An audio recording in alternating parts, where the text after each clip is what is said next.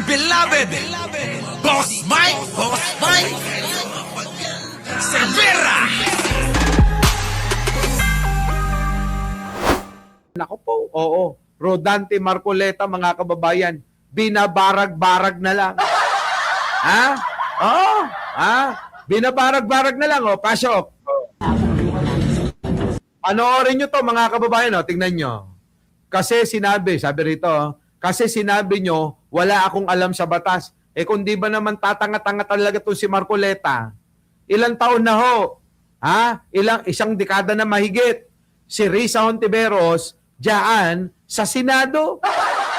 Samantalang ikaw, Marcoleta, ang dami mo ng palpak. Abogado ka pa namang hayop ka. Di ba? Abogado pa naman tong hayop na si Marcoleta. Ang dami niya ng palpak eh. Ilang beses na hong sinoplayan ni Ping Lacson. Di ba? Oh, sa mga pinagsasabi niya na wala naman sa rules ng Senado. Pinagpipilitan niya yung kanya kahit na mapahiya na siya. Eh kung ganyan, mga kababayan, lagi kang napapaya, putang ina mo, mag-resign ka na. Hindi ka kailangan dyan sa Senado. Yung mga katulad mo, ha, na hawak mo yung titulo ng pagiging abogado, hindi mo naman na-apply, hindi mo na-applika dyan sa trabaho mo. Puta ka na. Kabago-bago, oh, nagbibida-bida si Marcoleta.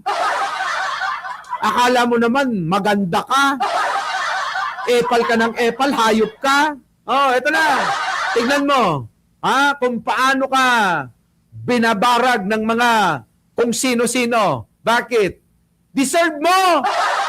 Oh, ito na. Tignan nyo, mga kababayan, ha, kung paano baragin itong barag na mukha niya. Hindi ko po sinabi walang kinalamanan. Pag wala pong masyadong background, huwag niyo palalawakan. Yan na nga po eh. Tignan nyo. Oh, tignan nyo, no, nakikipag-away siya sa babae. Marcoleta, bakla ka ba? Taka na, wag kang ganyan. Oo, babaeng babae. Oh, sabi ni Len Cruz eh, first time ko sa live mo. Oh, nag-subscribe ka na ba? Eh baka naman, Len Cruz, eh, hindi ka pa nakapag-subscribe. Parang ikaw rin, si Marcoleta.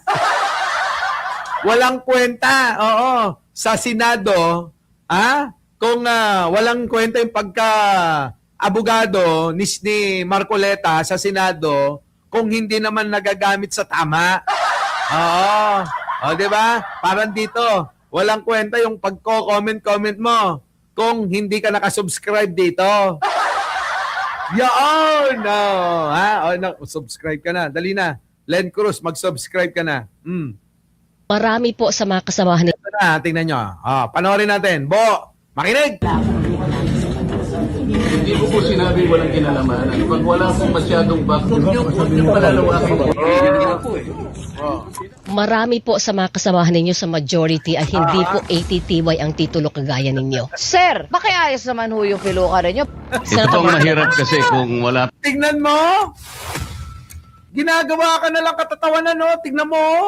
Ay, eto mga media ito, hindi vlogger, Sabi ba naman, Sir, ayusin mo naman yung piluka mo. Marcoleta, nakakahiya ka. Sabihan ka ng ganyan, sabi rito, tingnan nyo. Sir, pakiayos naman ho yung piluka ninyo. Ito ang Kita mo! Ayusin mo raw yung piluka mo, Marcoleta. Hayop na yan, tingnan mo, Sir, pakiayos naman ho yung piluka ninyo. Kita mo? Pakiayos daw yung piluka mo, sabi nung host. Nako, ewan ko. palalawakan. Yan na nga po eh. Marami po sa mga kasamahan ninyo sa majority ay hindi po ATTY ang titulo kagaya ninyo. Sir, pakiayos naman ho yung piluka ninyo. Ito pong mahirap kasi kung wala po tayong legal background dito. Ad hominem. Sinasabi, Hindi po tama yun. Section Sasabihin yung 130. kasama niya Pwede po ay ba? walang Session is kinalaman, suspended. Pwede po walang bang alam sa pagbigay?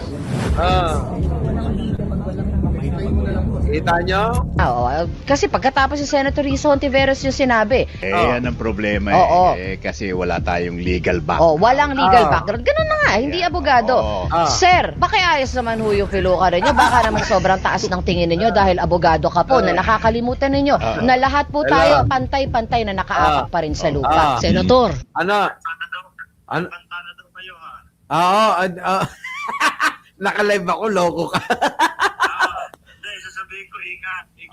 Oo. Oh, thank you. Dapat kayo dapat yung binabantan, hindi naman kami. 'Di ba? Wala kayo yung may mga bilang, hindi kami. Bakit kami may banta?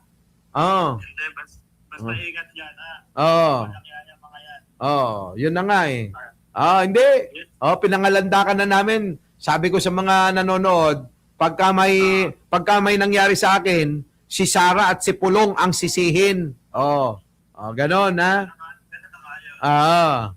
Yun, sila daw yung mga nag-uutos para patahimikin eh. Gusto yatang bawasan ng mga pogi na vlogger ni BBM eh. Ha? Sige bro, bye-bye. Kita nyo? Pinag-iingat na ho ako kasi nga daw ho ako yung unang target eh. Tina-target mga kababayan yung pinakagwapo. No joke ha? No joke! Hindi ha, totoo ha? Baka akala ninyo, nagbibiro ako. Meron na hong banta sa buhay ko. Oo, inuutos na daw po ni Sara Duterte at ni Pulong Duterte sa Sara Army na likidahin daw po ako. Patayin na daw po ako. Hindi naman po ako natatakot dyan, mga kababayan. Hindi ako natatakot. Sabi ko nga kay Sara Duterte, baka naman Sara. Bago mo gawin yan, pwede ba? Baka magbago ang isip mo. Isang gabi. Paliligayahin kita. Yung hindi mo pa natitikman, sa mga naging jowa mong tomboy at saka lalaki. Pagsasamahin ko yun, ako gagawa. Maniwala ka sa akin, nako, hindi ka magsisisi. Uuwi kang masaya. Baka makalimutan mo na lahat, pati yung pangarap mong pagpipresidente. Di ba? Di ba? Sara, bago mo isagawa yung binabalak mo. Di ba? Yan na nga ba mga kababayan, lang ang alam nila,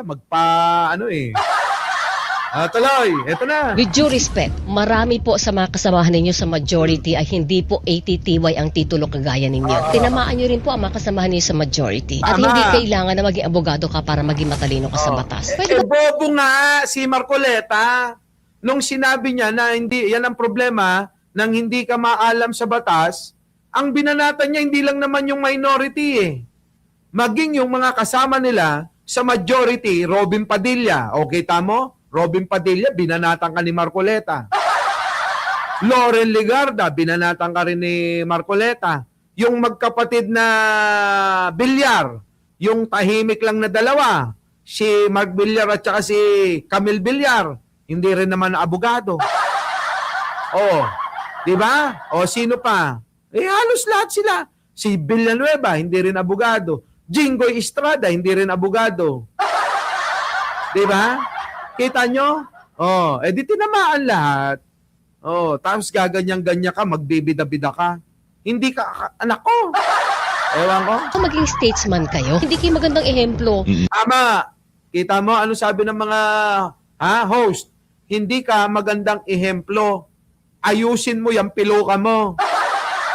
Biruin niyo yung mga ganong salita, mga kababayan. Di ba nakakahiya? Sobrang nakakahiya nun, mga kababayan, yung sabihan ka ng ganyan. Buti pa si Pangulo. Di ba? Si Pangulo. Ano si Pangulo, Boss Mike? Ayan kita nyo? Dumalaw sa Filipino community sa Japan si Pangulong Bongbong Marcos. Nando doon po sila ngayon. At talaga namang yung pagtanggap ng Japan kay Pangulong Bongbong Marcos, abay, grabe. Yan Grabe Grabe, oh. Oh, di ba mga kababayan ko? Yaan! Oh. Oh. Oh. BBM! BBM! Oh. Eh, nagkakagulo, no? Oh. Oh. Di ba? Oh. Karamihan dyan, DDS.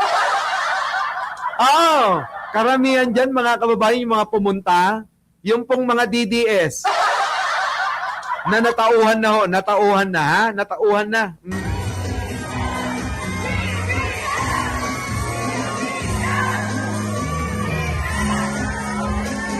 Kita nyo? Dami nagmamahal kay Pangulong Bongbong, baka akala nyo. Ha? Yung mga nagsasabi na, 5% na lang daw tayo, at ang mga DDS daw 95%? Tang-inang yan. Di ba? Tuloy.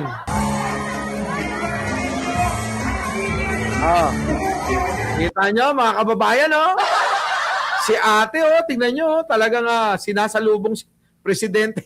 Hoy, nag-toothbrush ka ba? Ayun, niyakap. Grabe. Yung mga DDS, tuwan-tuwa. Mga DDS yan. Baka akala nyo, Diba? Grabe, no, mga kababayan. Bangklase si Pangulong Bongbong. Pinagkakaguluhan ngayon doon yan, ha? Nako! Eto pa, ha? Ay! Mga kababayan, pwede ba? Bitinin ko muna kayo. Oo, malilate na ako sa meeting ko. Oo, mahalaga po yun, ha, para sa kabuhayan natin.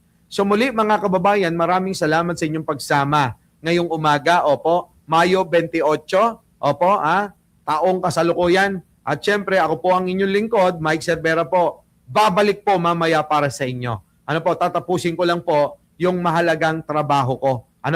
Mauuna yon, mga kababayan, para may pambayad tayo ng bodyguard.